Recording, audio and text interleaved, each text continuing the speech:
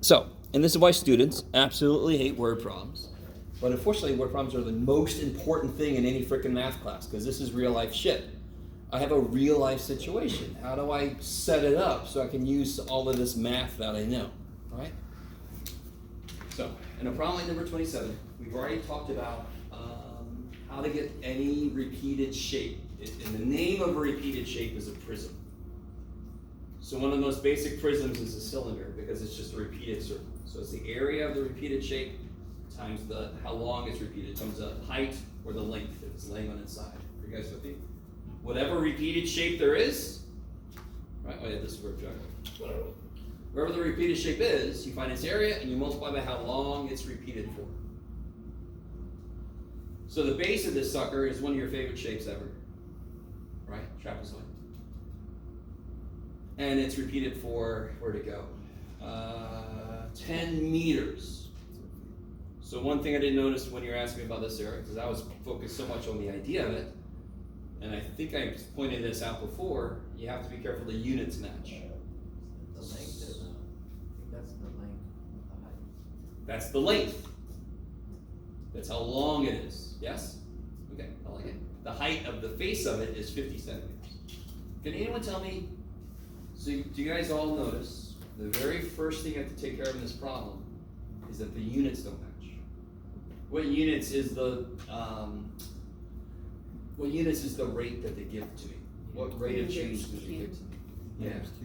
Tells me how quickly the volume's changing, right? So it's the top is dV/dt, so it's in cubic meters, and the length is in meters. So what do I have to change? All the centimeters to meters. Does anyone know how to do that?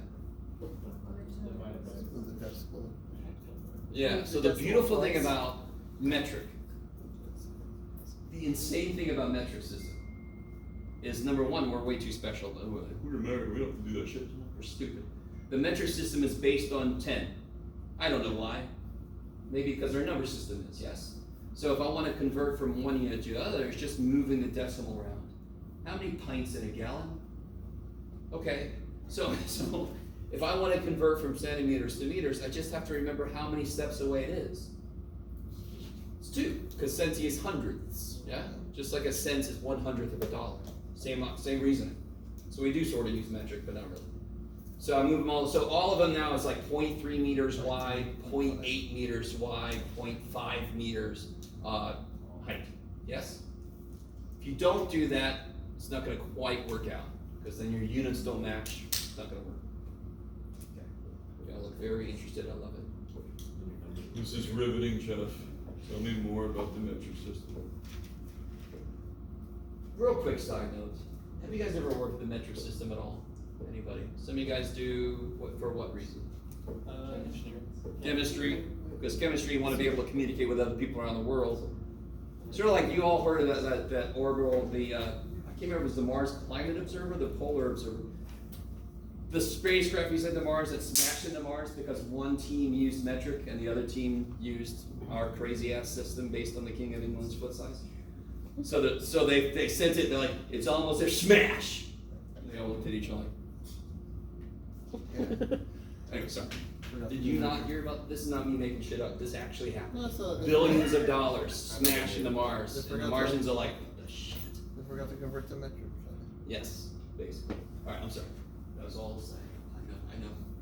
You guys deal with me so well. So, first thing you have to do is units. Alright?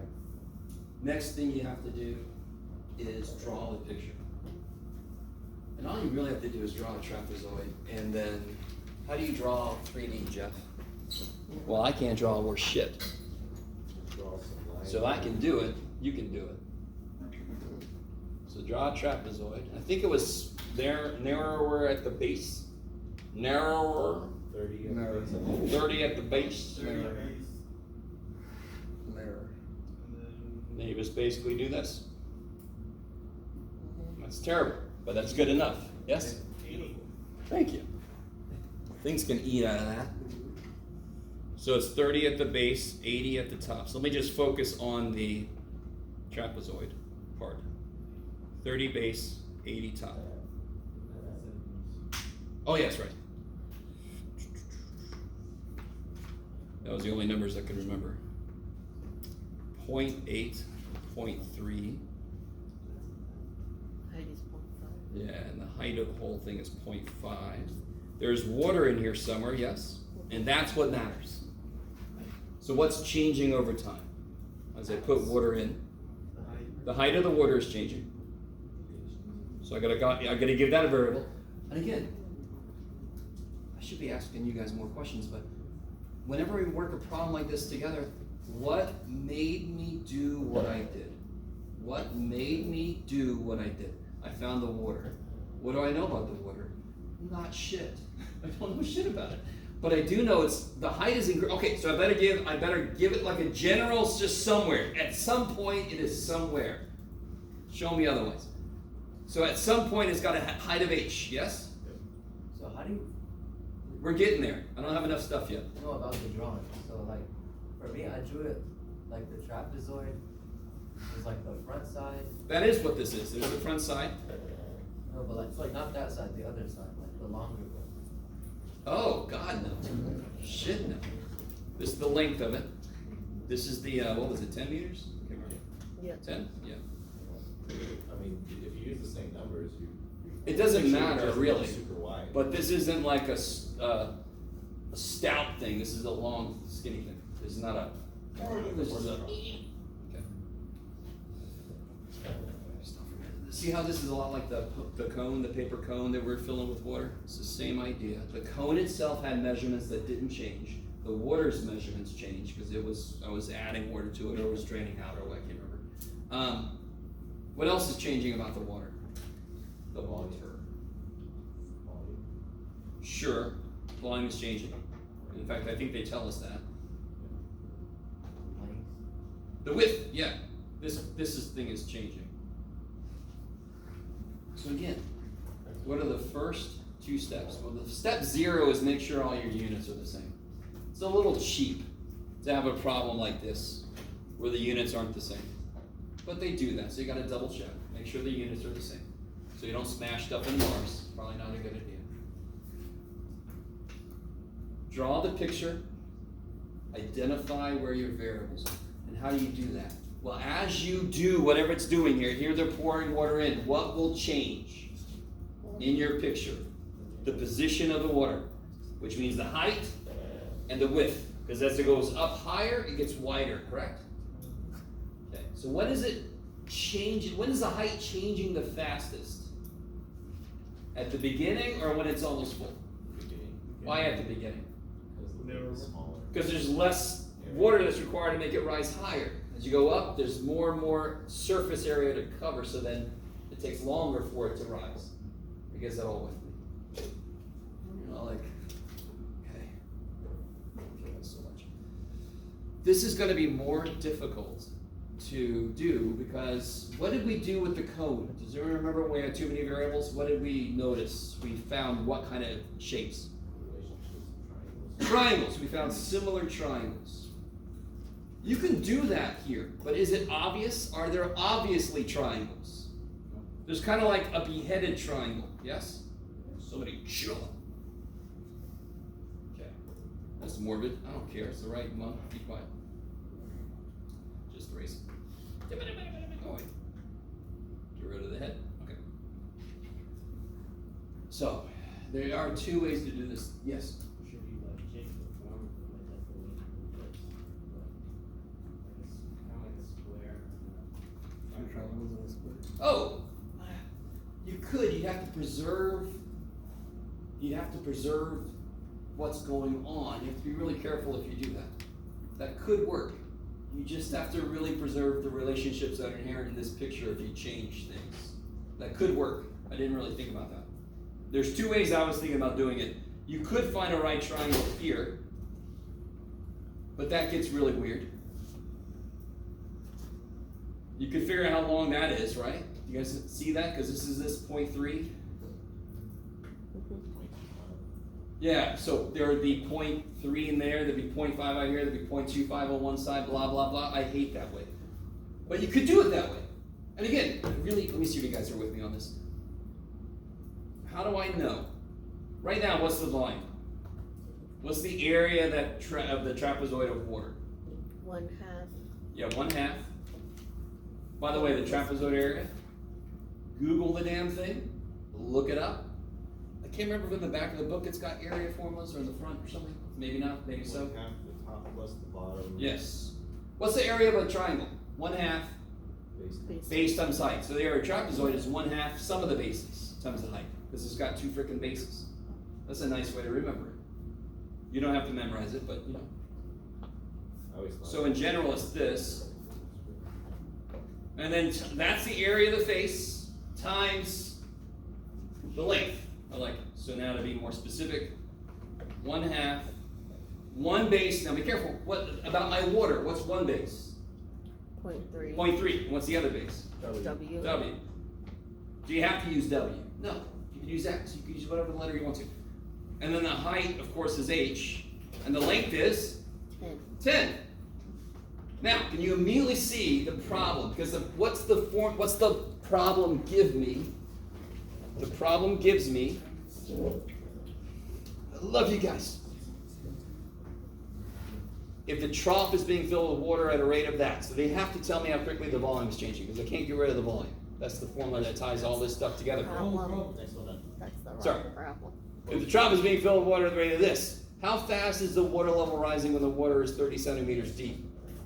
What they ask me and what they tell me is both related to the height. So coming back to the problem, which letter do I wish wasn't there? Because I don't know shit about it and they don't ask me about it. W. I don't care about the width.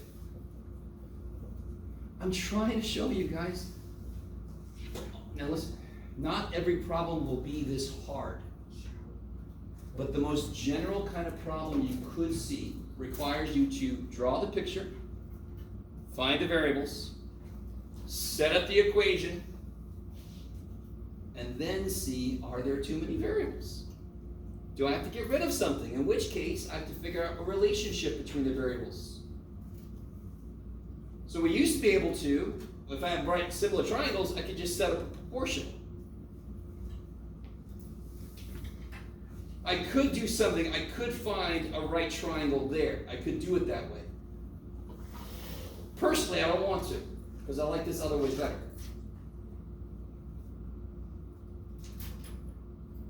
So what am I trying to find a relationship between?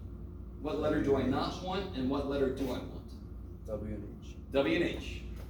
I want a relationship between W and H. If I knew that W was 2H, I could replace W with 2H.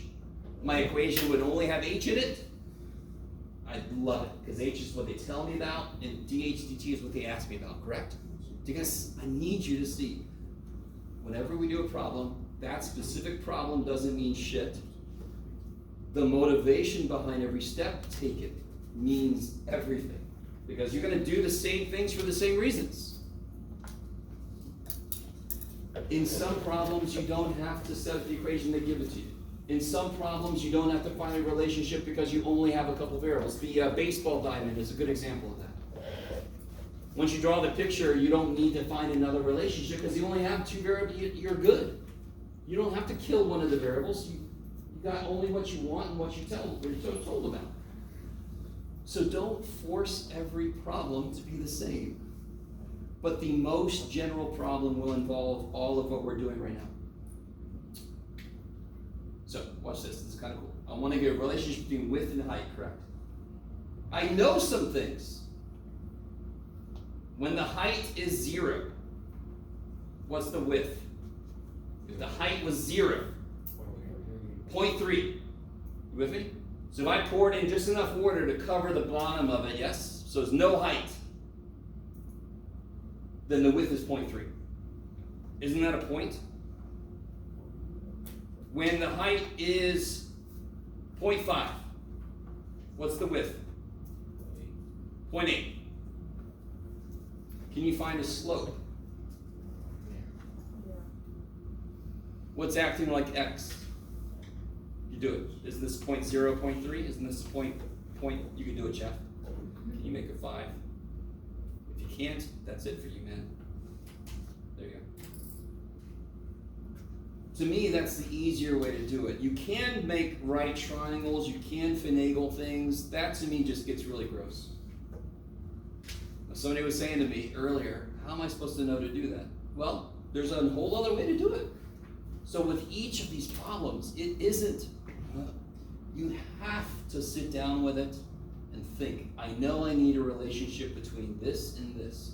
What relationship can I possibly get out of this thing? And trust me, part of doing these problems is seeing the flexibility in what you're allowed to do and what you're expected to do, right? Right now we're talking about what you're allowed to do. Some of you guys are probably going, I'm allowed to do that shit? Well, yeah, because it's true. These are true things. So can't I set up a relationship between H and W now? Yeah. How would I do that? Yeah, what's the slope? 1. Yeah, 0.8 minus 0.3 divided by 0.5. Yes, y2 minus y1 or blah, blah, blah, blah. Is that 1? What's the y-intercept? Or in this case, the 0.3. the w-intercept? 0.3, right? So w equals 1h plus 0.3. I don't know why I'm doing all this work for you. Because you're so nice, Jeff. So let me go back up. We were here earlier, yes? We were here earlier, yes? And the problem at that moment was the number of variables is too damn high. We just figured out what W is in terms of H. If I replace that with it, I can then take derivatives, throw in should I know, blah, blah, blah, blah, blah. Well, I'm shrunk, well, there you go. All right, that's enough of that. So, I don't blame you. Trapezoids are weird for very many reasons, and one big reason they're a little bit harder is they're not overtly triangles. You can force triangles in there and do some weird things, but they're not as easy as a cone, because if you cut a slice out of a cross section of a cone, you get a nice right triangle right away. It's just sitting there, you know, this one, Yes? You're good. Do it again? Would you be able to set up how I talked about earlier? I don't have to think about it. You're basically talking about chopping this off and putting it over here, maybe? Yeah. Okay. Let me think. And then what would you do? That's essentially what your trapezoid problem is doing, isn't it? Yes. It's evening out a top and bottom. Yes. to make it into a square. Yes. But what I'm concerned about is the relationship between H and W. If you do that, let's see. Yeah, if you chop this little triangle off and put it there. I have to think about it, Tyler. I don't want to do the middle of this. But I think it might work. I did it one time. You did? Cool. Well, like I said, it was just the way I didn't think about doing it. So I love that shit. So yeah, what Tyler did was he chopped this little right triangle off and he pulled it right there. And then you can figure out a relationship between H and W. Okay. Yes. Okay. So there's 3 ways you can do it, yes. So for 43, it looks like for the second part of the derivative, it's product rule, like a lot of crazy product rule. Product. A and B are constants. Yeah. They're both 12 and 15. So the only place product will happen is 2AB Oh. cosine C, but A and B are both constants. Okay. C is the only variable there, right? Big ass C. Okay. Or theta, whatever you want to call the angle. Yeah. Okay. Anything else from 3.9 that I could sort of do and stop short?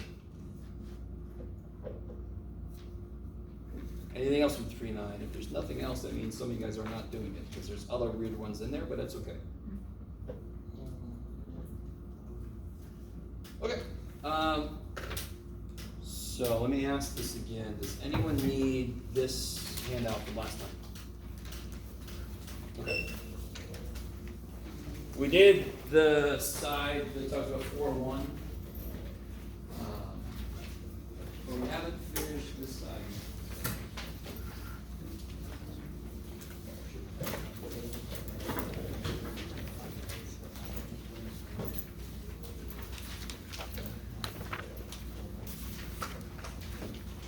So the last time we did this was a very basic example of this sign diagram. Can somebody remind me what this sign diagram tells us? Where the derivative is. Yeah, so we built it off of the derivative. It immediately tells me, once I get it filled in, what does this mean? Slope is positive. Slope is positive there, then it's negative, then it's positive. So it's going up, Down. flat, up. So like Mercedes says, the second level of shit it tells me is there's a maximum here and there's a minimum here. Of course there is, because it goes up, down, that must be maximum. Down, up, that must be minimum. Okay. So once you get that sign, so how did we even start the sign diagram? Where 0 and 1 were the numbers that made the derivative 0. Those are also then, if my function is continuous and differentiable. Does somebody tell me what differentiable means?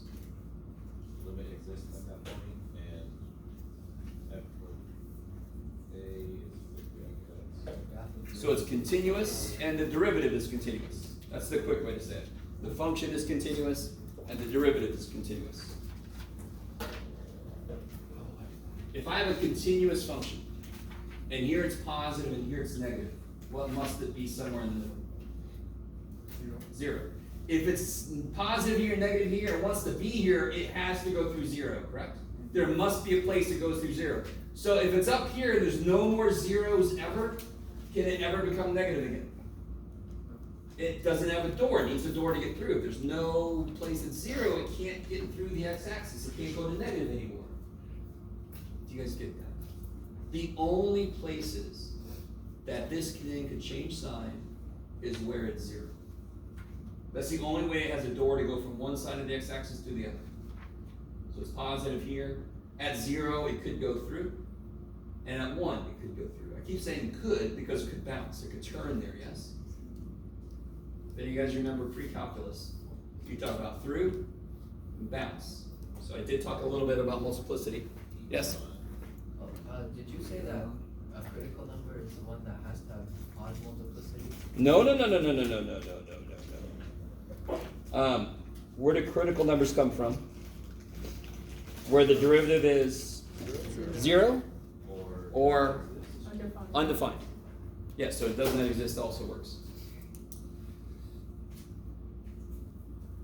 If I want the sign to change around it, it must have an odd multiplicity. Because an odd multiplicity would go through. I love you guys. So we'll do an example. I can't remember. I think maybe. We still have one to do. I know. I think we did here. Wasn't the. Yes. Do you see how this guy? This is the derivative, correct? And I told you guys on a quiz, on a test, whatever, I will give you what the derivative is supposed to be. So that if you can't do this, you can then do the rest of the problem. Are you guys with me? That would really suck if I didn't tell you what it was, because then you couldn't do shit if you couldn't get the derivative. You get a big fat nothing. That would suck bad. Okay. But be really careful. If you guys were here last time, it doesn't look anything like this until you are done. Yeah, in fact, we weren't even done here. Yeah, then I can take a 9 out, then the 18 pops up, yes? So you cannot freak out if it doesn't look the way it's supposed to. Because it's not going to until the end. Are you guys at all with me? So when I give you what the answer will be, people immediately freak out because they're like, how does that become? Screw that. Just start doing the derivative. You have no idea where the 18, part of it came from the leftovers of the shit I put together. How the hell are you supposed to know that ahead of time? If anything, you can reverse engineer it. Work backwards. Not really. You don't know what factors of 18, you don't know who had how many x minus 3s yet. But you could almost. You could try, but that would take longer than just doing the damn thing. I appreciate that though, Wyatt. If you could reverse engineer it, you know math pretty well, so I'm happy. Maybe if it looked nicer than that. Yes, of course. Okay, so take the derivative, find the critical numbers. Now tell me real quick, which critical number came from something that had an even multiplicity? And all that means is, which one showed up an even number of times? Negative 3 Yeah. halves. The negative 3 halves came from even multiplicity. Now, I think I mentioned this last time, but remember, the way to do this directly is to plot where it's 0 or undefined and put a little z or a u up here, right? That's all the places it could change sign. Do you notice the only place, do you see how it changed sign around 3? Do you see how it changed sign around 1? Do you see how it did not change sign around negative 3 halves? Of course it didn't, because around negative 3 halves, it acts like a freaking parabola, which stays on the same side of x, up or down. Okay. Do you have to use multiplicity to do this? No. Will it save you a decent amount of time? Yes. Will it save you time on 2 different things that you have to do? Yes. How about 3? Yes! Holy shit! So it's really, really good to understand multiplicity, but it's not absolutely necessary. Okay. So instead of trying to like redo this problem, let's do this one fresh. So can you guys just take a moment, see if you can verify this truth?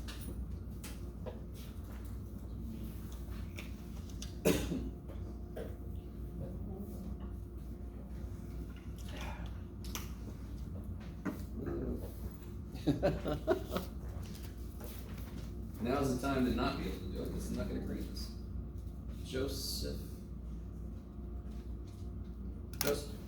Oh, Alexander. Yes. Richard.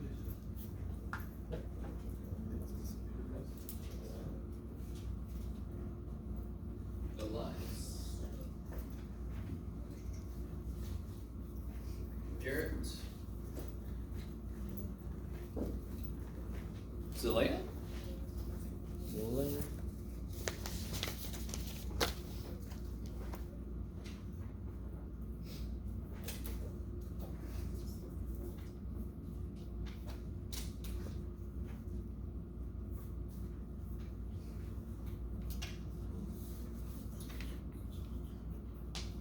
What's the main rule that I'm going to use right off the bat? Product. Product, good.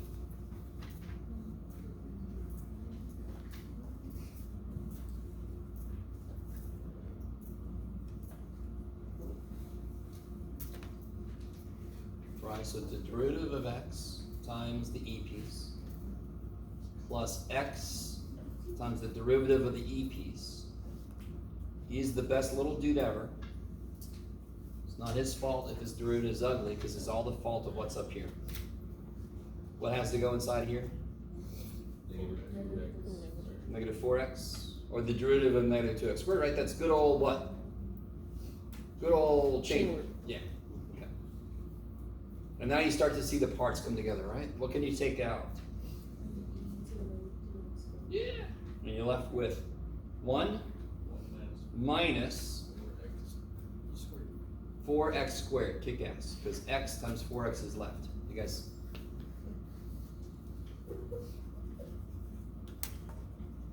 No? No? Try again, Jeff? Okay. Alright. So I had f prime will be x prime e to the negative 2x squared plus x e to the negative 2x squared prime. That is just writing the product rule. So maybe some of you guys are to the point now where you don't have to write the rule because you're a little more used to how it kind of flows, but it's still a lot to kind of keep in your head. Derivative of x is beautiful, or more specifically 1. Derivative of e is fantastic, starts off fantastic, but then right here I've got to do chain. So this is chain. The inside function gets a term. E to the x, the derivative is e to the x times x prime, and x prime is 1. E to the whatever is the derivative is e to the whatever times derivative of whatever. If the whatever is more than x, it's going to show up. So again, we are always doing chain rule. We just don't really do it unless the inside is more than just x.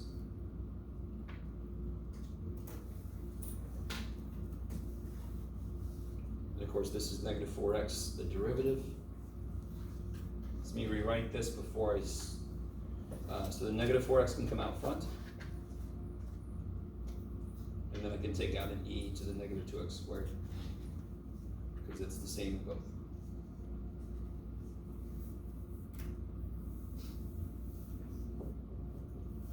Now listen, I understand if it's been a while, if the understanding was shaky in the first place, if whatever. But I think from day one I tried to really impress on you guys how important factoring was. And I think at this point, if you haven't seen that, you haven't been doing anything. Factoring is every damn where, yes, in this class. So if you're still having some trouble with factoring, we need to focus on that for a bit, because it's not going to go away. It's only going to become more important very soon.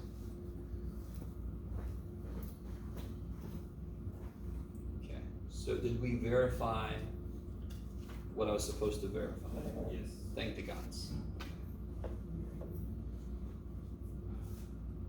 What are the critical numbers here? For each of those equals 0. Or They're undefined. undefined? Can e to a power ever be 0 or undefined? Nope. Is that cool? It's always positive. Because the main is all real numbers, and the horizontal asymptote is 0. So there's no way in hell it could ever be 0 or undefined. The only way, by the way, the only way that something in e could be undefined is if I had something like e to the 1 over x. When I try to plug a 0 in that, doesn't that go to hell? Okay, so it's not the e's fault, it's always the power's fault. So we don't have that. We have a nice, beautiful polynomial up there, everything's cool. So he doesn't give me crap. But what tells me what's going on? How do I figure out the critical numbers then? It's never undefined. This part doesn't tell me anything. What can I do with this part? So equal to 0. Yeah, or I could factor it even. Factor. How do I factor this? This one. You can do it. 2x. 2x, 1 plus 2x. So x is a half, or negative a half, so I'm finally catching up to the person that said that.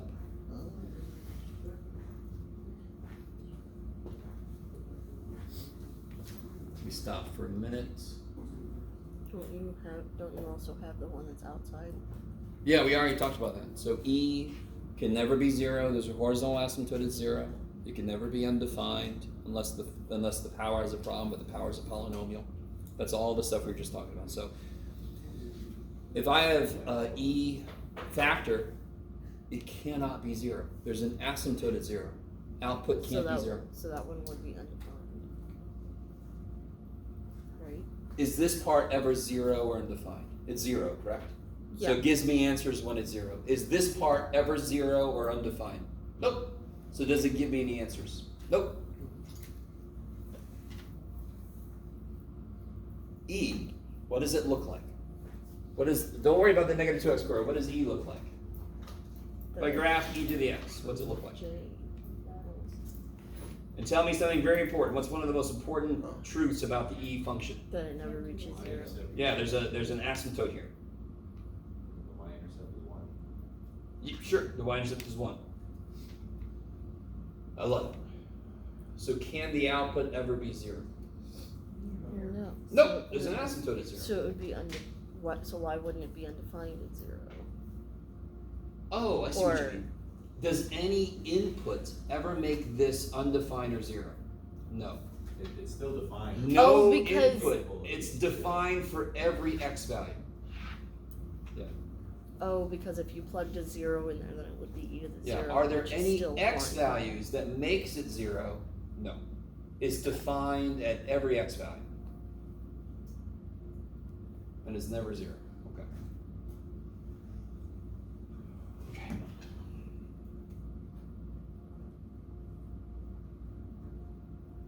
It's sort of like, if you factor something and you had this, what makes that 0?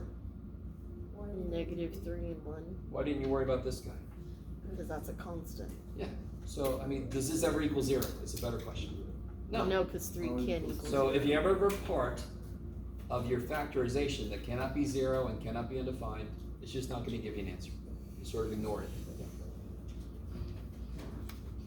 Can you guys try to do part C? I know it's been a weekend and a few days, but try to set up the sign diagram. I'll catch up to you.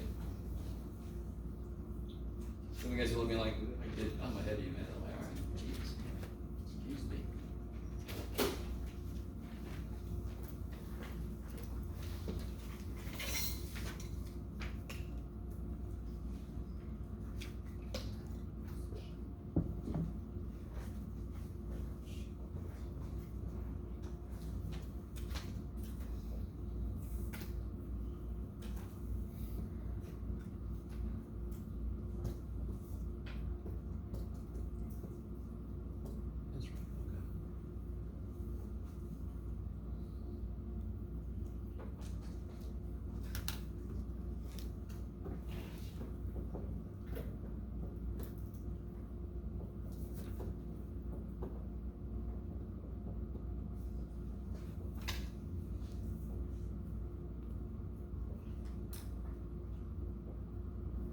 Okay.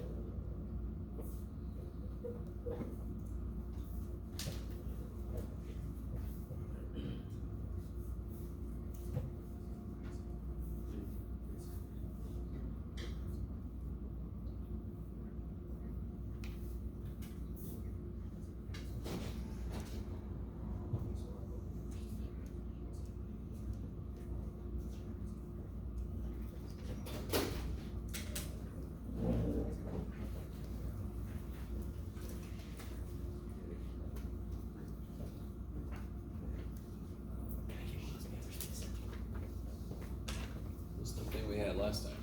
This guy. We're just finishing up that last problem. Okay. Yep.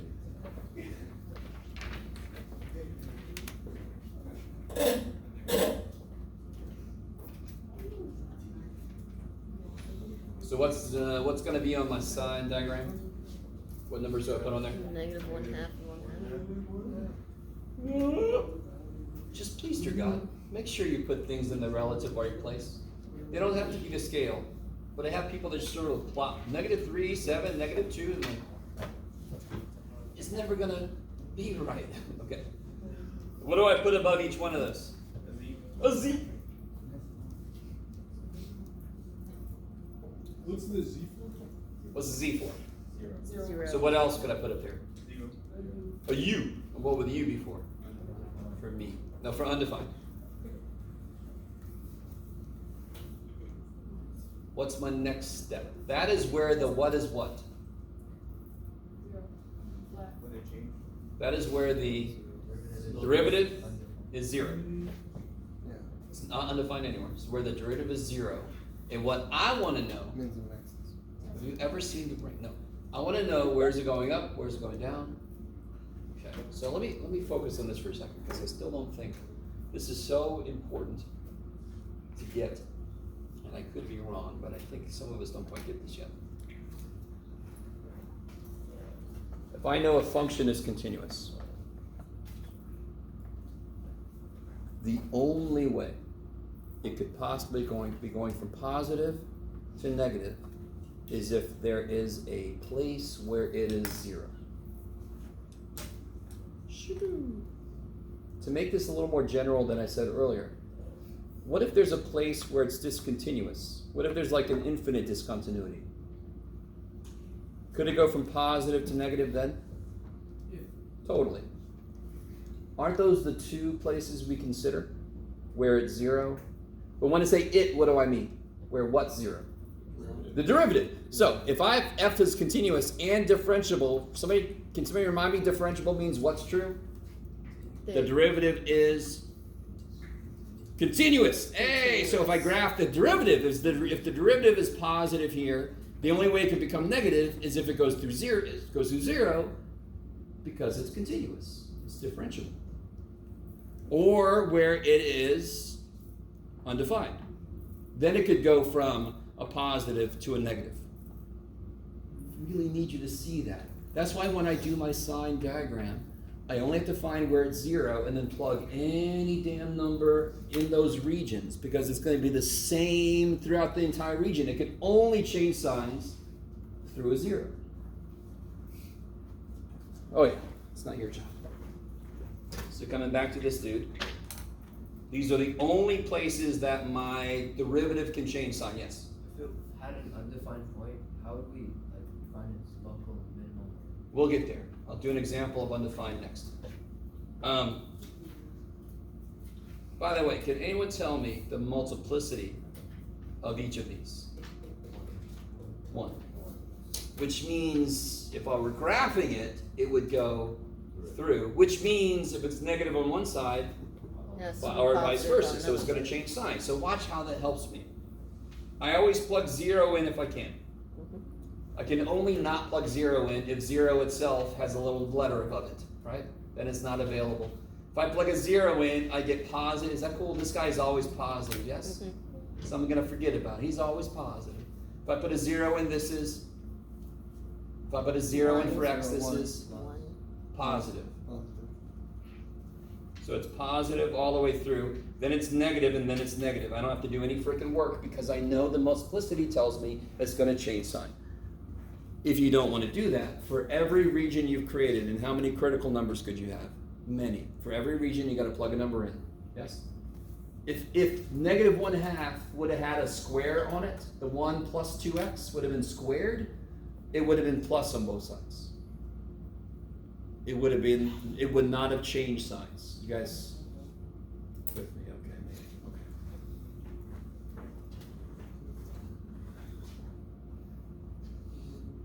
What's negative 1/2? What's special about it? It's a local minimum. Good. It's a local min. How did Sarah know that stuff?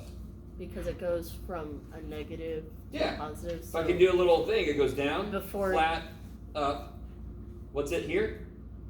Flat, Flat, down. down. So if I want to do it even better, it looks like this maybe. Yes?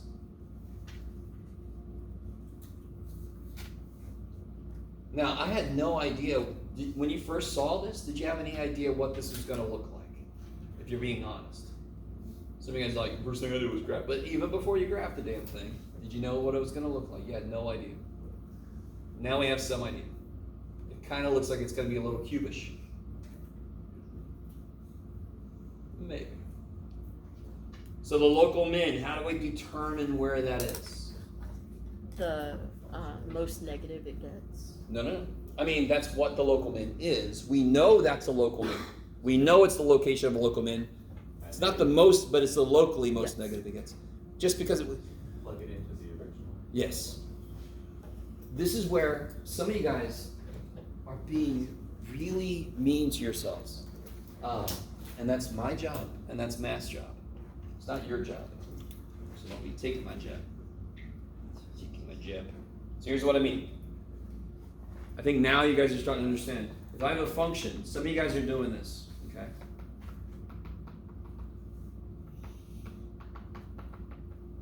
Okay, what just happened?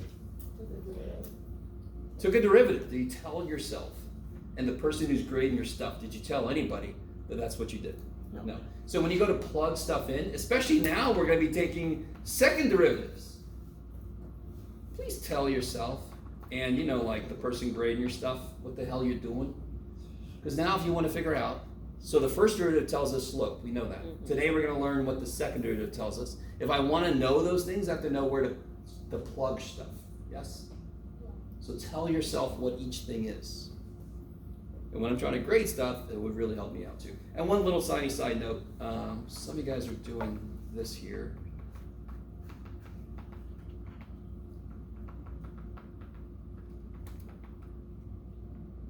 Does anyone see a problem there? It's saying that the f of x The is hell is equal that shit? to. What is that? That shouldn't be there for so many reasons, but especially because this does not equal this, yes? So don't use equals as a like, and then that's not what equals means. It means this thing equals that thing, yes? In that scenario, could I put like an arrow sign? moving over? Arrow's fine. Arrow means and then. That's fine. Equals means these are equivalent. Okay. Let me hand he's so picky. Yeah, well, okay.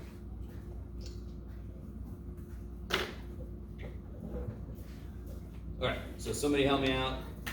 Here's where you're gonna freaking use a calculator. Holy shit, yes? Mhm. Plug a -1/2 in. Am I even gonna try this? Wait, give me a second. Why would you even try this, Jeff? It's 1 over the square root of e. I'm not gonna waste any time. 10/17 times 1/2 is 10/34 is like 3.3. Oh, what is it? Somebody help me out. Save me for myself. Negative Negative 0.30. 0.3? Dang it, I was off by point. 0.30. What did I do? Oh, I forgot. Oh, shit. 303? Yeah. Whatever the shit? Okay. You only have to go to one decimal place when we're doing this by hand. Because the next thing we would do is graph this stuff. What about the local max? What do you guys think's happened there? Things happen there. The fact that x is squared in the equation, I'm gonna get same thing, except the x is positive now, right? So I'm gonna get positive 0.3. You guys see that? Yeah. Okay. Same number, different sign. Okay. So if you're curious, you can graph that in your graphic calculator, see what it looks like. Okay. So there's a whole idea about finding critical numbers. How do I find the critical numbers again? I just take the derivative and Set it equal to set it equal to 0 or see where it's undefined. undefined. Okay, so let's try one of those. In fact, should I?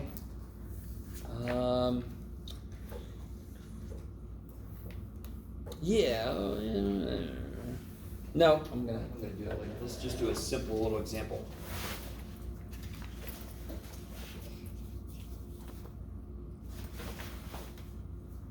All right. Let's do a quick little example of something that has an undefined place, and then we'll take a break.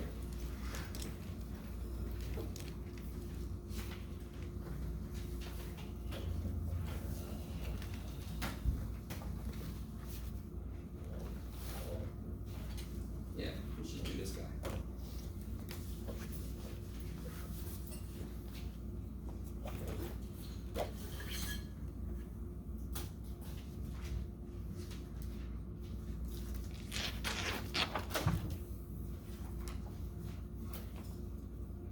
Okay.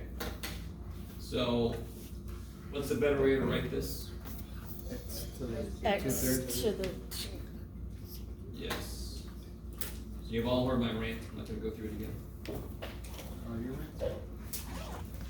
No, don't tell me that. Don't ever tell me my rant's good, because just because I got 18 billion of them. So to kind of start the analysis on where this thing is increasing, decreasing, where the maxes and mins are, blah, blah, blah, I have to take this through. Right. Can somebody tell me real quick what the domain of this is? All real numbers. All real numbers, why? Because it's a polynomial. Or no, it's It's like- a square, it's a positive power. That ain't even matter. There's no restriction. Cube root. Yeah. Cube roots can handle negatives. But you're right, Dave. If it was like 4 through the x squared, I could actually simplify that down, but then I have to figure, anyway. Good. So, what's this guy's derivative? This is nice. Yeah, remember the shortcut 2 minus 3? It's -1. What's the critical number for this? And why?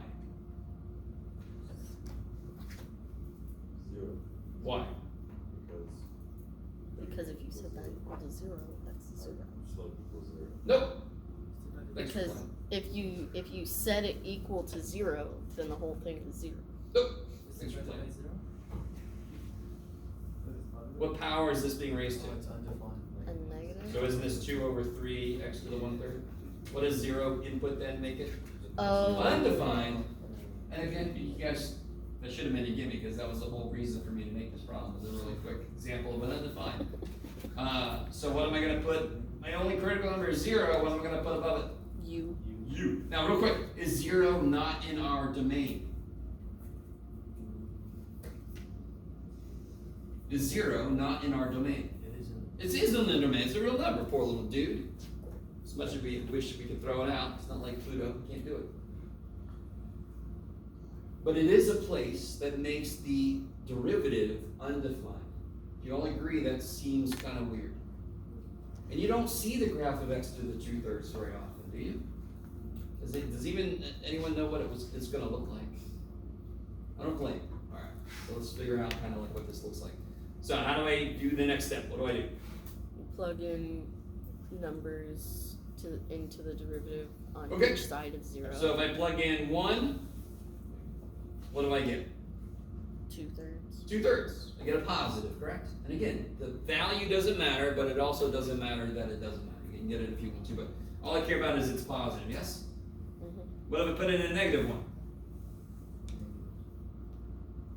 You would also get a positive. What do I get? I get negative, yes. Negative.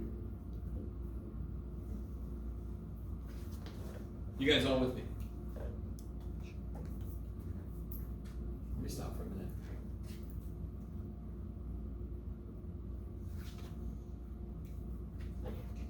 What's the value of the slope at 0? Or what better question would be, what's the limit of f prime as x approaches 0? Your question should be, from what direction, Jeff? From this side, it's negative infinity. Right? And from this side, it's positive infinity. So if I approach 0 from from the right side, aren't all the outputs for the derivatives positive? And if I approach 0 from the left side, aren't all the outputs negative? Okay. We don't have a 0. Yeah, there's nothing that makes it 0. So what is this thing gonna look like? Well, if I try to graph, example graph, it gets a little weird. Because I'm not sure what to do with this undefined. So it's going down, and then it's going up. That's as much as I know. But I know right at 0, it's somehow infinite. Now, real quick, what's a square root look like? Don't say, Looks like that. does anyone know what the slope is at 0? Approaching infinity. Yes, it's approaching infinity. Because right at 0, it's got an infinite slope, and then it kind of goes like this. It goes, no, I think I'll just go slow. Did you guys, you know that, because if you take the derivative of x to the 1/2, you get 1/2 x to the negative 1/2. At 0, that goes to infinity. Yes? So we're just seeing this from both directions, because cube root handles negatives and positives. So here's what this thing is going to look like. It's going to come in decreasing until it goes to a negative infinity, and it's got positive infinity, and it's increasing. So it looks like this. That is weird as shit. That looks like a model of a black hole. It comes to a point, that's why it's defined at 0. Yes, it's undefined It has a kink. derivative at 0, right? Now the function's cool at 0. Function has no problem at 0. So it's very much like, but it isn't the same as an absolute value, right? Do you guys see how as it gets closer to 0, it actually sort of looks like an absolute value? Yeah. Especially the way I kind of overdrew it there. But. So what's really weird is if I zoom in on this. In fact, let's graph this thing and then we'll take a break. I want to really zoom in on this thing for you. No, this one. What is that? Oh, somebody's going, That me going.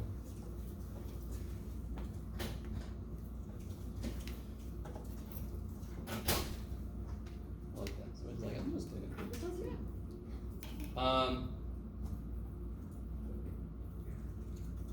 So, what was it, x to the 2/3, right? Oh, get out of here.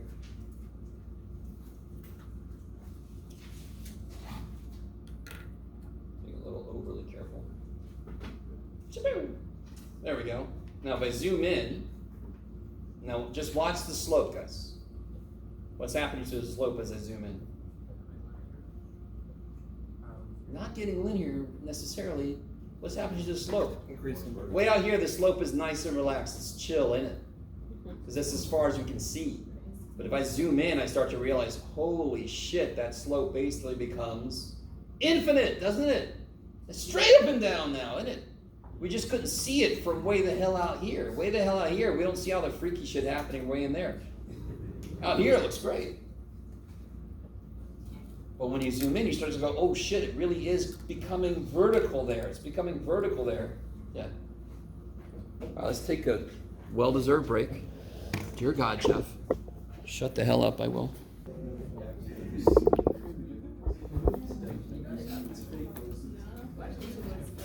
Alright guys, so I have a function up here. Can you write this down? It's 4x cubed minus 6x squared. I'm going to overanalyze this function for a bit. It wasn't a vote.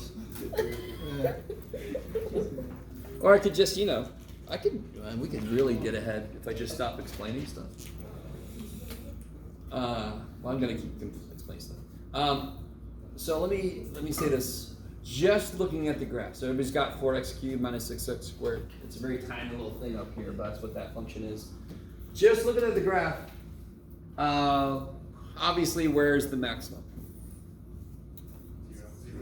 0, 0. So there's the maximum right there. And where's the minimum? At 1, -2. I like it. At 1, -2, it looks to be yes. Kick ass, right? So if you took a derivative, found the critical numbers, what would you get? 0. At least, you would get 0 and 1, yes? So you get the output, you have to plug it back into the function. So double check that. What's the derivative of 4x cubed minus 6x squared? Yeah, I get 12x squared minus 12x. If you set that equal to 0, what do you get? How do you factor this thing? 12x, x minus 1, so you get 0 and 1. So that's not surprising. Those are critical numbers. They happen to both become max and min. Does every critical number have to be a max or a min? No. No. For example, x cubed, derivative is 3x squared, critical number is 0, but 0 is not a max or a min, it's just a resting place. It's like, I'm going to turn, no, I'm not. Okay, I like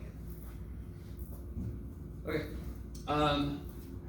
Now, one thing I've brought up a few times, but we're about to get into fully. Do you guys see how the slope here now is negative, right? Of course it is. We've done this shit before. Do you guys see how there's a place where it's definitely becoming less negative and it's turning to become 0 again? Mm-hmm. Somewhere in here is the location of where it is the most negative. Does that make sense? Do y'all agree it is more negative here than it is here? So somewhere in here is a location where it is the most negative and then it starts to turn back. Now, it's not the easiest thing in the world to see with your naked eye, but can you guys notice something? I want you to see if you guys see this.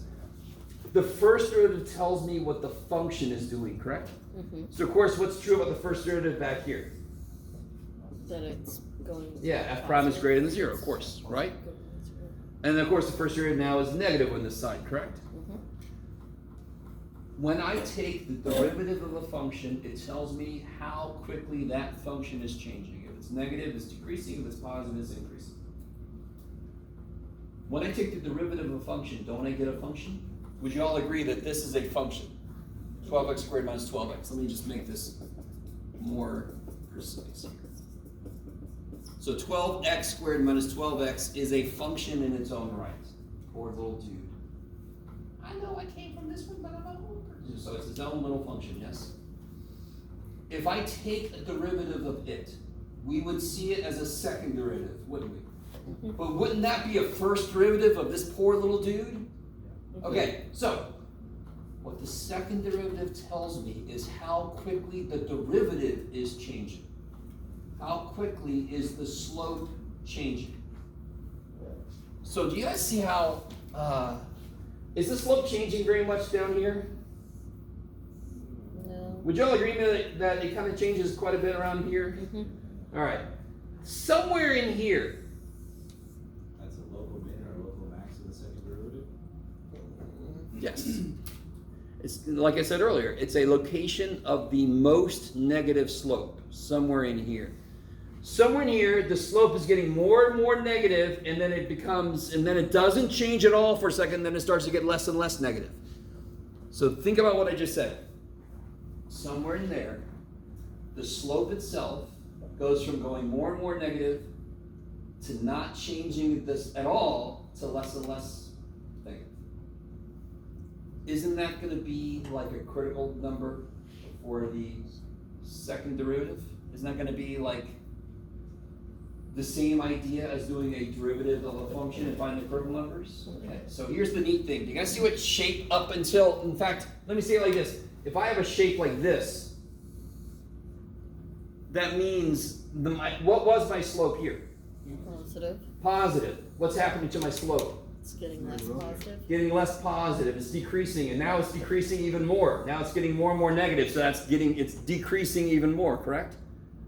So if I have a shape like this, and we're going to call that shape cup down. If I put my cup down, is it going to hold water? No. No, this poor cup is not going to hold water. It's going to splash off the outside, just like this, splash, right? Cup down, sad, not happy little function dude. That is where the second derivative is negative, because what did we just say? Wasn't the slope positive? Decreasing, decreasing, oh shit, what's it mean when it's decreasing? A function is decreasing? Its derivative better be negative. So if the slope is decreasing, the second derivative is negative. If you think about where this is cupped down, and do you see how this is cupped up? Mm-hmm. Now you can maybe see a little better where it comes together, where the change is. Where does it go from cup down to cup up? It looks to be about 0.5. Say again? It's 0.5 and -1. Well, the point would be 0.5, -1, right? So where does it happen is x. 0.1. Yeah, 0.5. How do I verify that algebraically or, calculusly? Find the zero of the second derivative. Take the second derivative, find its zeros, find the critical numbers, right? So I really want this to make sense. Every analysis we did of f using f prime, I can do the same damn analysis of f prime using f double prime. Because what is f prime? It's the first derivative of f prime. So there could be a whole second derivative number line test, you do all that stuff. But now, the first derivative of f tells me if it's going up or down or not, or flat. The second derivative of f tells me if it's concave down or concave up. Is it unhappy? Second derivative is negative. Or happy? Second derivative is positive. Intriguing. So let's take a second derivative. What's the second derivative of 12x squared minus 12x? 24x minus 12. If I set that equal to 0, I get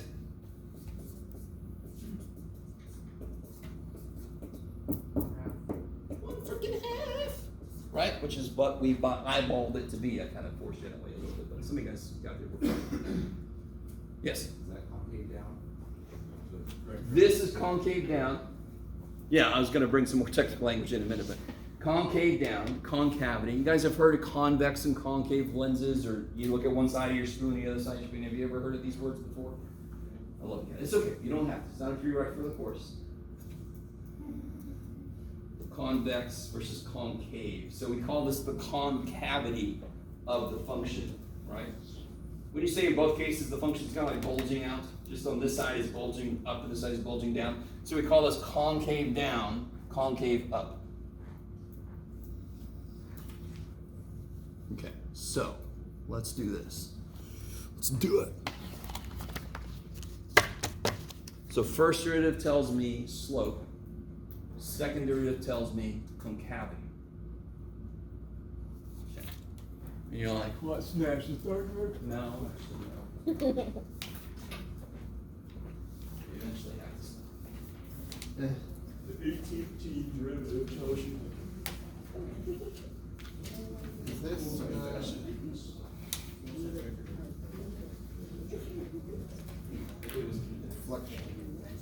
Surgery, it tells you how quickly the concavity is changing.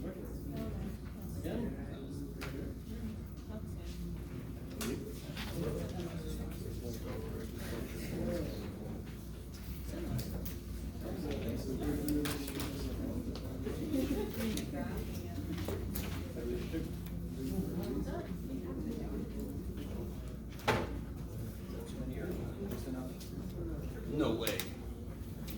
I didn't count it all. All right. Let's see how much time. Oh, good. All right. Let's do this. I want to do the back of this together, and then I'll let you guys do the front. The front problem's a little easier, and I just decided to try out being nice. For some reason, my printer didn't print out the whole square root symbol. Poor little guy. It's supposed to be a square root of x cubed. Can you erase all this? Poor little guy. What's that? Can you erase all this stuff? Oh yeah, sorry, yeah. Just so that it's easier to see. Oh God. All right. Here, there's- I'm gonna erase and then I'll clean. There's a rag over here. I know they don't quite do as well. This thing was bad anyway. Okay.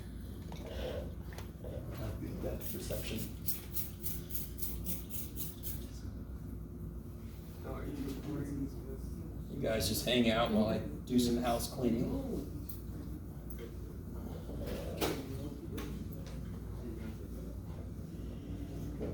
Better be clean enough to do math off.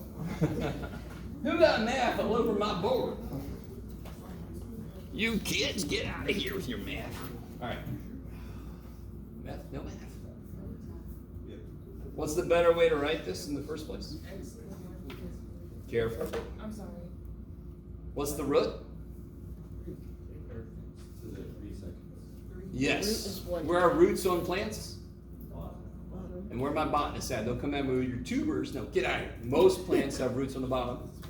So I put my root on the bottom, my power on the top because it's powerful. So of course this is x to the 3.5. 1/2. You all can see that's a 3, not a cube root, yes? If on a test you're not sure, just come up and ask me. That should be very obviously a 3, not a cube root. Okay. Can anyone tell me the domain? No. Just remember, do you want to graph complex numbers? We can. I don't We want totally to. can. You have to bring some color markers. No. So, try again. What's the domain? Which part of this has a problem? They both do, yes? They're both square roots. Mhm. What's the smallest I can plug into a square root? 0. Up to infinity. So the only thing I can't plug into a square root to stay negative, stay real is negatives.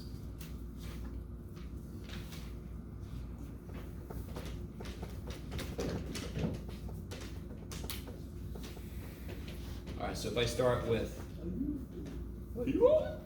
x to the 3/2 minus 3x to the 1/2, how do I take the derivative? 3/2 comes down. No, 3 minus 2 is 1. And then we have 3/2 Good, the 1/2 comes down, makes it 3/2. Now hit me with, to the negative 1/2. good. Now how do I make it look like I got something weird? You take out the 3/2 x to negative Did everybody 1. else hear UFO landing? What the hell was that? Alright, I love you guys. Take out a 3/2 x to the, Negative 1/2. Negative 1/2 because it's the smaller. even if you part. couldn't tell, you know. If I take this out of this, I end up with a whole, 1. when I take, a whole A little whole in my hand. number. No. When I divide by x to the negative 1/2, I subtract power, subtract the negative is adding, what's 1/2 plus 1/2? 1. And I take this divided by itself, 1. You guys okay with that? Will You just all- give us that on the test? Sure. Ask for it. You all know this. What do I take out of x cubed minus x to the fifth? What comes out? X cubed, And what's left? 1 minus x squared. What did you just do? 5 minus 3, correct? Yeah. Alright, so whatever you take out, you subtract the powers. What's 1/2 minus negative 1/2? That's 1/2 plus 1/2 is a whole. You do it all the time. What are the critical numbers in y? That's what I should say up there. 1 and. Why is 1 a critical number? Because. Makes it 0. Yeah, it's a 0. Why is 0 a critical number? It's undefined. Makes it undefined. I love it.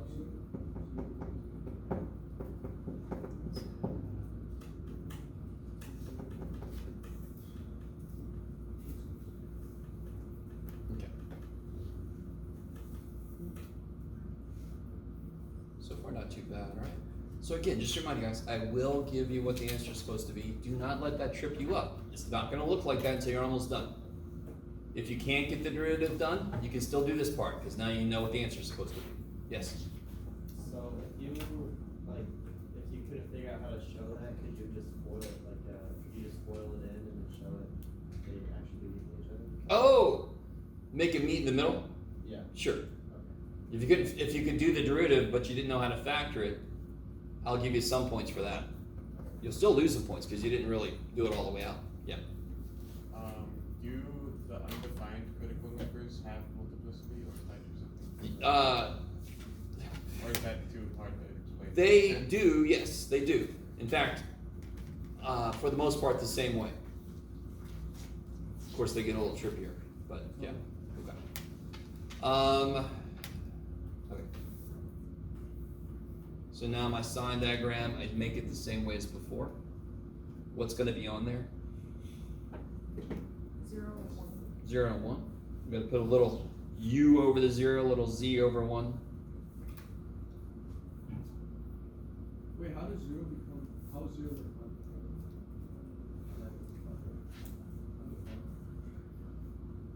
What power is this x to?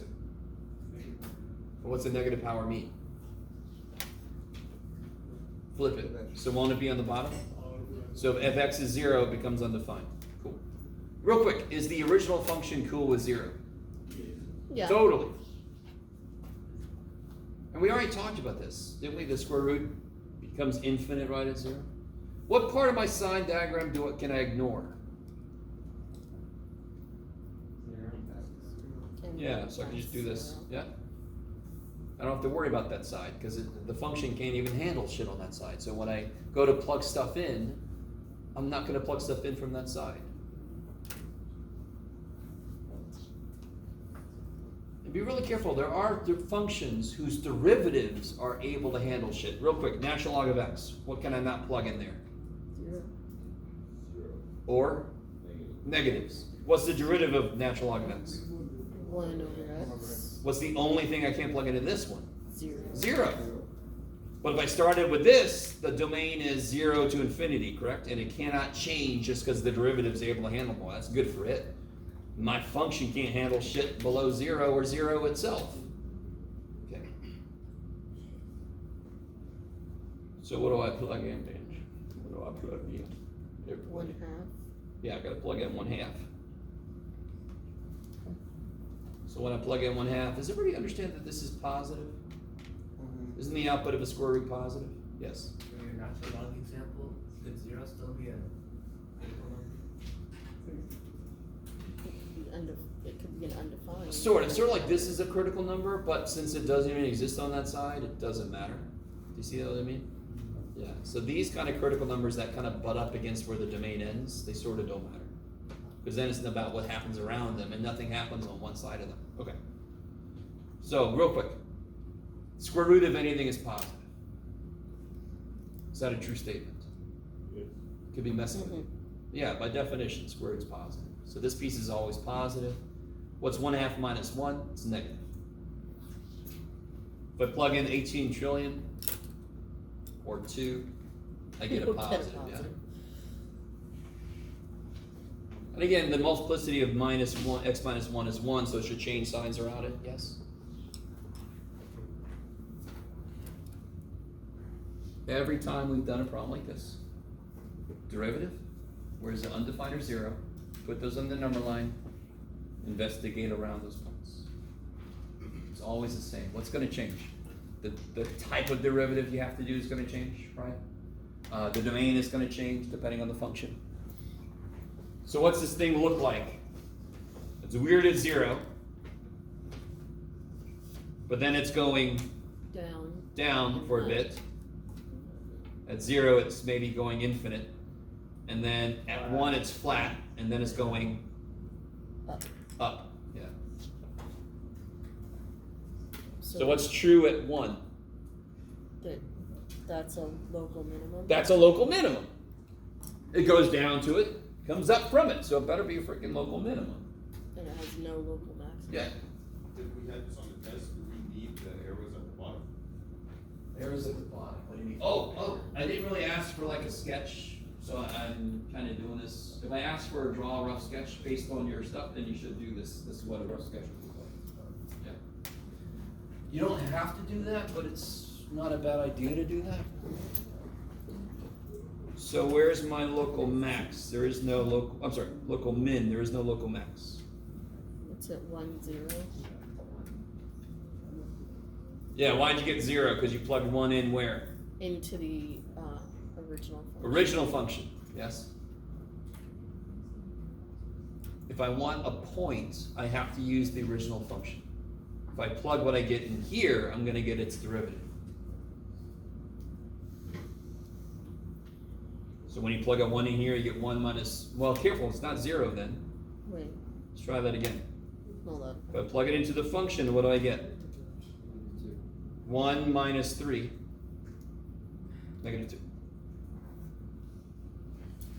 So we already know the derivative is 0 at 1. What I want to know now is where is the function? I want to be able to plot the function, so I need to create a point. What part of this tells me points? F of x.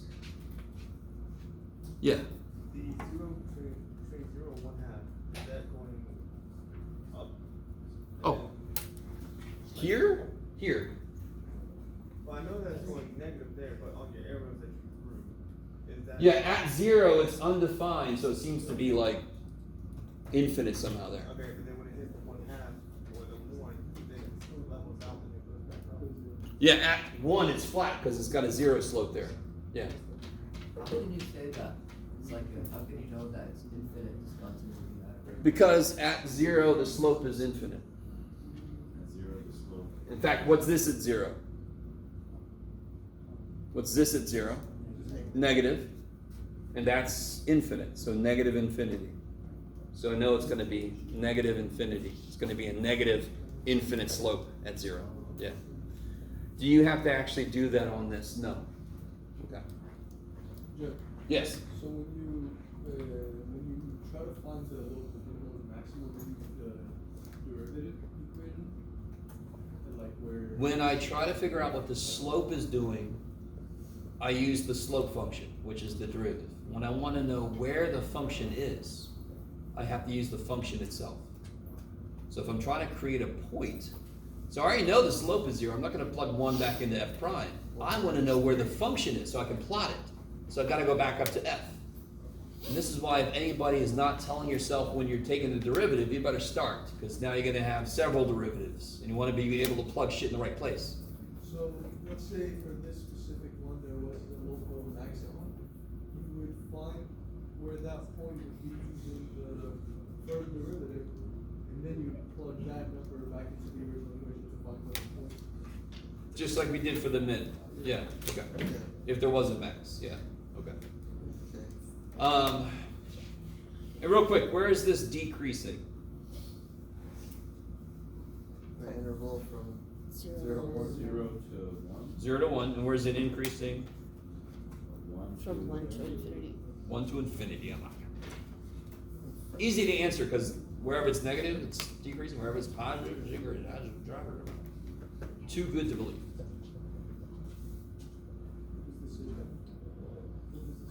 Now let me help you guys out a bit. if I take the derivative, I have to do a second derivative here, right?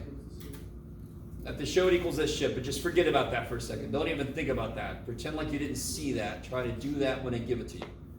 Just take the second derivative. If I do it from here, don't have to use product rule and blah, blah, blah, shackety, schmackety. Wouldn't I much rather just start, isn't this the derivative? I would much rather just start here, because that's two simple things, yes? That is my recommendation. Could you start here? Yeah. Is it really that much harder? No. Could it get very much harder? Yeah. Yeah. So you almost always want to go back to the original unfactored form, because then each piece is going to be relatively easy. Does that make sense? Do you have to? Do I recommend it? Or are you going to not do it because I recommend it, because you don't like these? I don't care. So how do I do the second derivative? I'm going to start with this guy.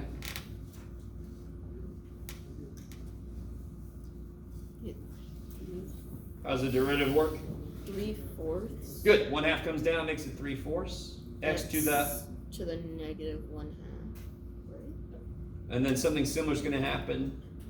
Minus Negative 1/2 is going to come down, making this a positive good. 3/4. 3/4. X to the negative 1 minus 2.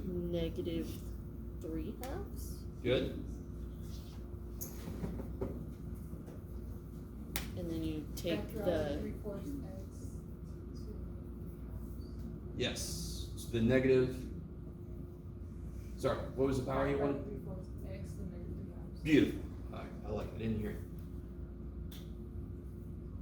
So take out a 3/4 because they both have a 3/4. Take out x to the negative 3/2 because that's the lower power, or because that's what I took out, right? So my giving you what the answer should be is giving you a hint as to how to factor the damn thing, if you pay attention. So again, when I factor something out, I subtract the powers because I'm dividing by it. Negative 1/2 plus 3/2 is 1. And then here I took all this shit out, so this is plus 1. Did we get the right thing? Yeah. Okay. And I promise you this will not be wrong. I always double check it in Wolfram Alpha, just to make sure my own work is right. Okay. If you know I have no idea what Wolfram Alpha is, great. Keep it there.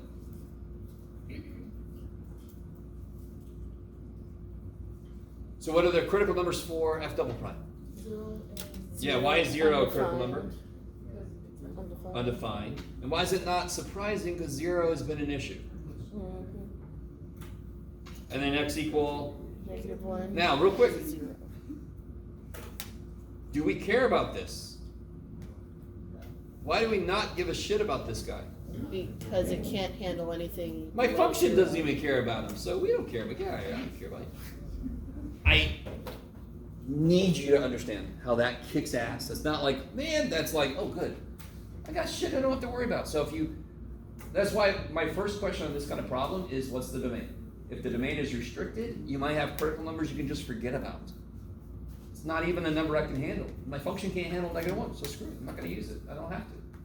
Nah. Okay.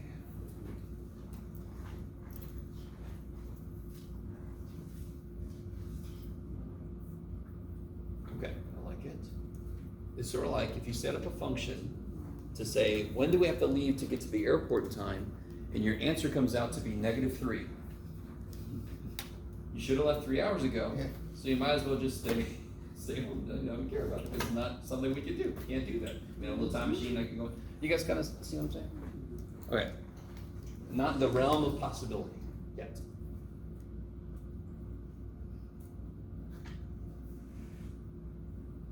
Now, this is the first time we're doing this for the second derivative, but I need you to see how it's very repetitive. You have to remind yourself what the output of this means, because it feels just like what we just did. What am I going to put on my side? 0. I'm going to erase all this shit because I don't care about it. Wait, what is the negative? What's the domain of our function? What's the only inputs it can handle? 0. Yeah, so -1, not even something we have. I don't know. Something interesting. What do you mean? Sorry, what? When you plug a 1 Good. Plug a 1 in. into the second derivative, yes. you get a 0. No, you don't. 1 plus 1 is 2. 1 plus 1 is 2. Times Oh. positive number. You guys all with me? Okay. Is it pretty cool That that makes this has always got to be positive? Because this is square root. Square roots have to be positive, yeah? And 3/4 is positive. This is always positive. And when I plug a 1 in, this is positive. So this is positive. So this function, what does this mean? Concave Up. up. Ah!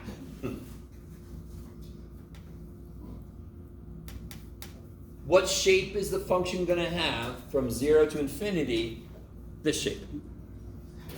It's going to be curved up. It's going to be able to hold water. Yes? Is that concave thing like in reference to the second derivative graph? Yes. Or the first derivative? It's in reference to the graph of the function, right?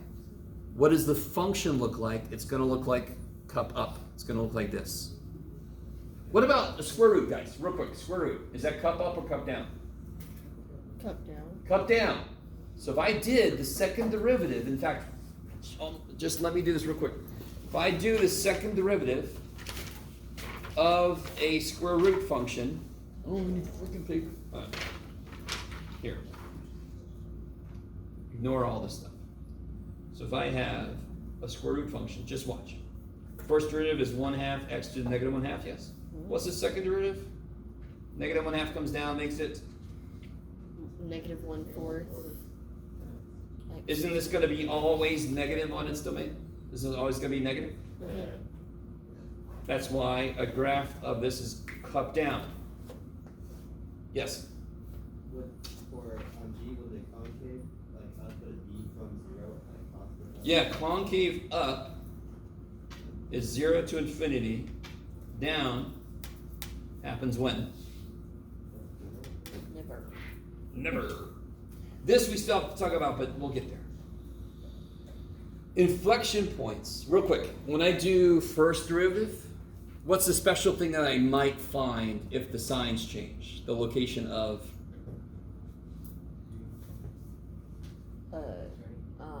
Turning point. turning points, maxes, mins. And the way to refer to maxes and mins at once is extrema. Extremely high, extremely low, we just call them extrema. And that means both maxes and mins. Just to make a really weird word up. Okay? I didn't do it, it's been made for us. Inflection points is like that for a second derivative. It's where the concavity changes. So remember that 1/2 point we saw earlier where it went from this to this? That was an inflection point. That 1/2 -2, I think it was. That was the location of an inflection point. That is where the concavity goes from down to up. Did you describe that as like where it becomes the least negative or the most? Yeah, right at that point is the most negative slope, and if it was the other way, it would be the most positive slope, right? Okay. Locally, at least. Yeah.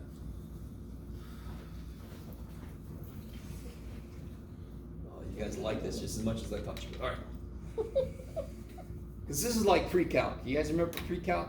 And you're doing Descartes' rule and the number of possible roots and synthetic division. This is not, some of you guys are not looking like you recognize whatever's going on. You're going to really hate what's going to happen later when we bring pre-calc back in. Just to let you know. So now I want to graph everything. And you can see why I gave you a graph like this, because our domain doesn't start until 0 anyway. So what can we plot? What do we know? Our first function. There's a minimum at 1, -2, yes? Yep. Oh God, I can't see shit. Here, Jeff, just, did I bring it? Yes, thank the gods. All right. Oh God, there's stuff. Okay, 1, -2 is my minimum. I'm gonna put a point, I'm gonna put the word min. Because then, as I'm graphing it, I know I'm gonna turn away from the damn thing, because I can't go lower than it. So if I label my shit as I do it, graphing is gonna be much easier. What do you think is a good other points, do we know any other points? We don't know shit. Zeros? No, Yeah, but it goes okay. down before. What are it, the intercepts? After it. How do I find the intercepts? Make the original function to 0. If I set this equal to 0, I find the what intercepts? The x. X intercepts. Real quick, what's the y intercept? If I make x 0, I get what? 0 minus 0 Is it? is 0. It's crazy. So I know the y intercept is 0, 0. How do I get the x intercepts? What can I take out of this? You can do it. What can I take out? 1/2. 1/2. Good. I'm left with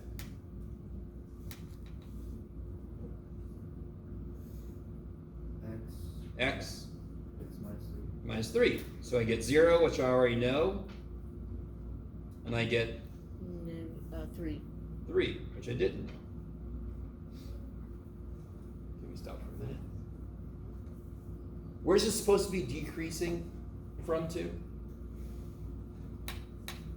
From 0 to 0 to 1. Right? Isn't that what it's going to do? Mhm. And what's the concavity supposed to be? Concave up. Up. So should I connect these like this? That would be concave down. So I know I'm supposed to connect these like this, yes? And it's supposed to stay concave down for how long? For forever. ever. Oh crap. What? This is why I use pencil, kids. Is that concave up or down? Concave up. Supposed to be. This poor little should be there. So it's concavity up. And this should be continuously curving. There we go, Jeff. You'll get there. Okay. It's a good reason to use pencil. Isn't that concave up the whole way? Is that what you expected it to be? No. That's a funky ass function, right? It's a combination of weird roots. So of course it's gonna be kind of weird, but we can do a lot more, and I know for some of you guys this is not exciting. It's too bad. But now that we know calculus, we can analyze graphs a lot better. And the whole reason we kind of graph this by using this information is now you understand better what this information really tells you. Then I don't have to do a graph. Once I got the information, I kind of know what it means, and I can just work with it. We talk about inflection points all the time. When they say in the news, the rate at which unemployment is increasing has gone down. That is the second derivative. That is a change in the rate of change. That is a second derivative. So we hear second derivatives all the time in the news. And I guarantee you very few of the news reporters know that's what they're saying, but we'll know. Okay. All right, so what I want you guys to do is what I said you're going to do earlier. I want you to do this side. Go ahead. You can work together if you want to. You can say, I don't like these other people. They look weird. Whatever you want. Yeah. Give me a moment. Let me see. I want to go straight. Well, then go right. I don't want to go right. And dig down. You finally understand, yeah. You got it. You can say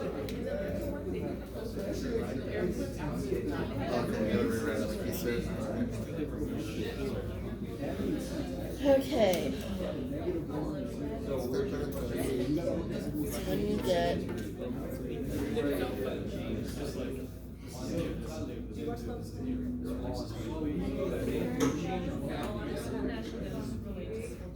Why is it 0 and maximum?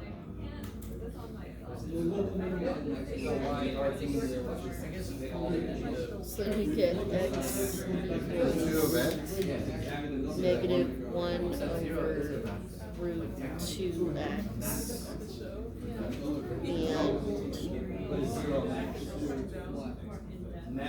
and positive 1 over 2x.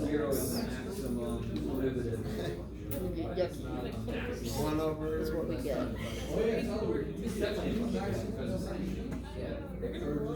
You get yucky numbers. is 1 what over we square root get. of 2. X, yeah. 1 over square root of 2. Or, yeah. Is X a number? No, it isn't. Oh, There's 1 over root 2, negative, Yeah. positive, and 0. Yeah. Or 3. Okay. Yeah, I feel like my brain turns off when I run into stuff like that. I run into stuff I don't like, and I'm like, no. Yep. My brain's just like, no, I'm not gonna do it. Oh, did I? I did. That's a very exciting part of it. So for everybody who's not here, there's a quiz on Wednesday. Okay. So then, can you plug that in? Next you pick a couple of numbers on either side of negative Sign 1 diagram. root 2, 0. All right, guys, I'm gonna start to catch up to you. And then plug those numbers into the second derivative. Second root. Yeah. Because you want to go So the derivative, before. You want to always Yeah. go to 1. Yeah. you get that thing. You can take out a 15. X squared, you get 1 minus x squared. So you get 15x squared, 1 minus x, 1 plus x. Dear God, that's different from x minus 1, x plus 1, yes. Then the critical numbers just jump out at you. Any that are undefined?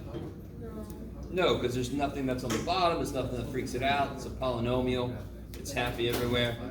0, 1, negative 1. Okay. And 0.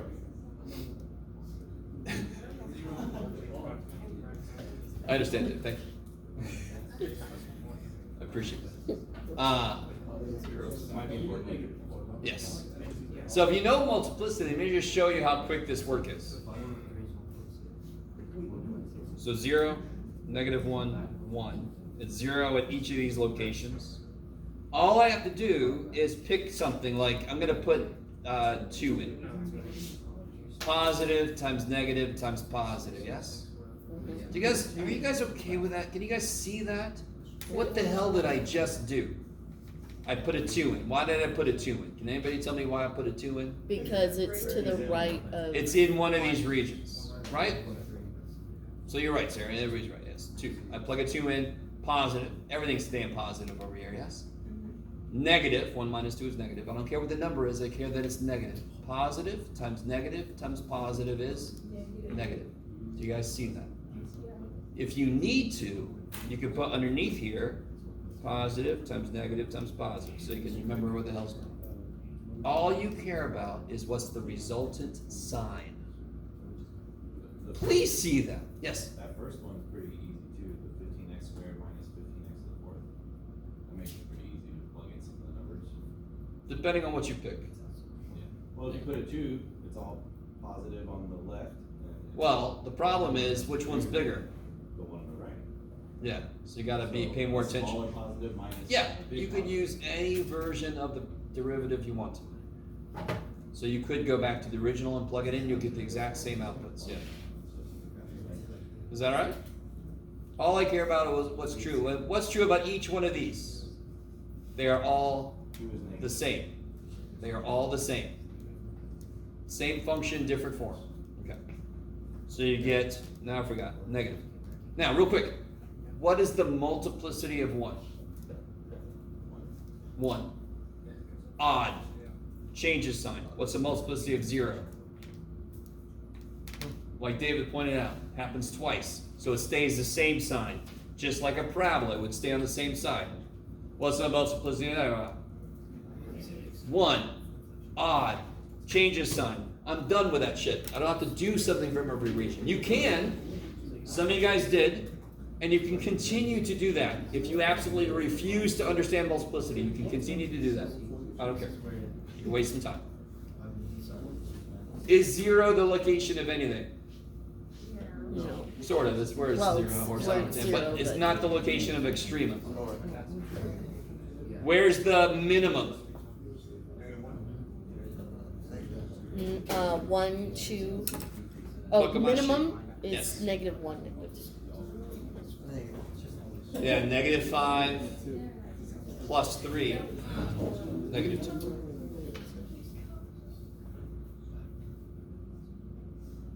Okay. Where's the maximum? 1, 2. Yeah, 1, 1 2. would be 5 minus 3, 2. give you two minimums. I didn't. I got a minimum at -1, -2. I got a maximum at 1, 2. You gotta find your point. So it goes down, flat, up, flat, down. So there's a minimum here and there's a maximum here. Okay. How we doing? It's increasing. I almost don't care. Now, real quick, if I say it's increasing from -1 to 1, why am I wrong? I'm so wrong. I suck at this. What am I including that I shouldn't? 0. Yeah, what's it doing at 0? Flat. So I can't be including that in something that's where it's increased. So it's increasing from -1 to 0, union 0 to 1. And it's decreasing -1 and 1. I mean, this kind of question is just writing. You can get it exactly from where's it negative, where's it positive. Let that be nice. Going up, going down. Math in an elevator. Comes like this. So again, my suggestion is to start with the unfactored form. The slope starts decreasing. Do the derivative.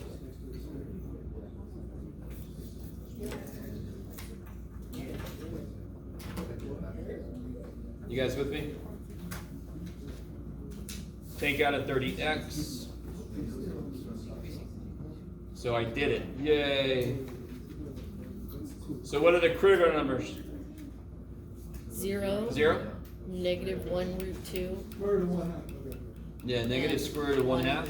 So -1 over square root of 2. And 1. Positive 1 over square root of 2, which you could rationalize, but why would you when we're going to graph this dumb thing by hand? So I want to know roughly what that is, and it's roughly 5/7, which is roughly 0.72.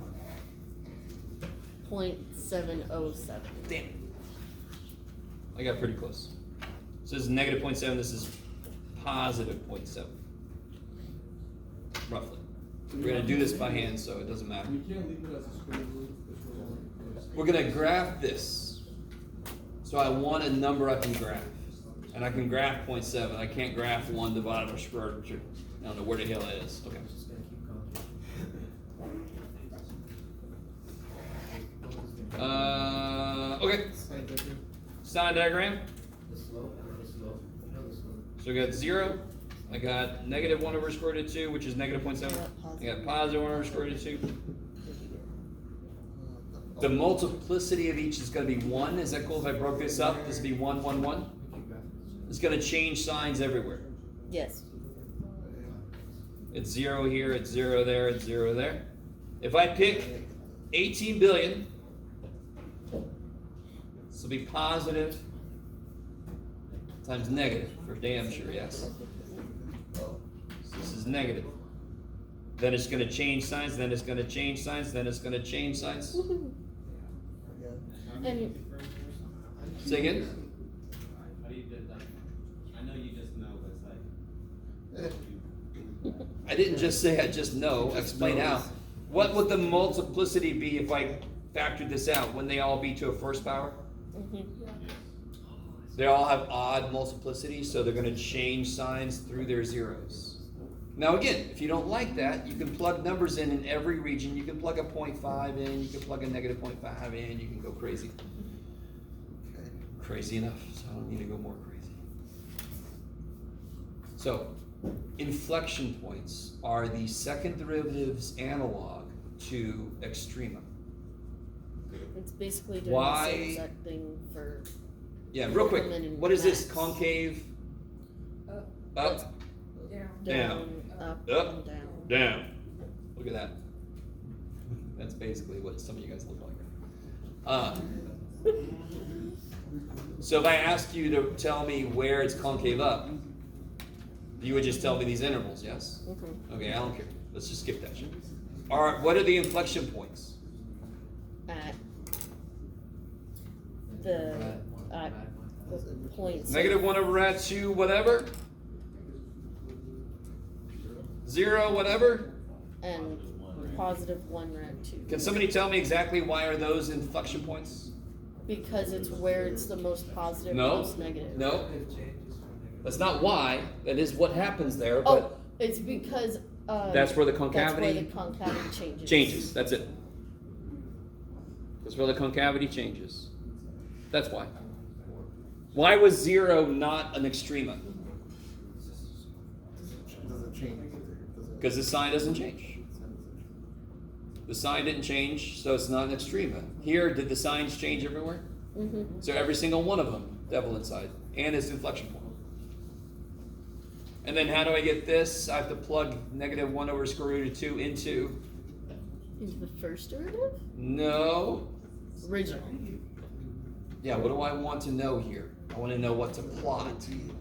So For what the do I have? original. I gotta plug it back into the function because that's where I get points from, yes?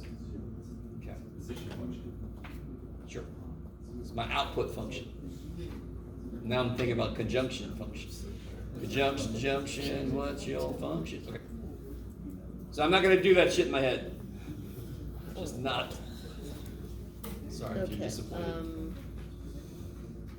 All right, let's. I'm not gonna try to cram this shit in. So this will be a good little review next time. We'll finish this up next time.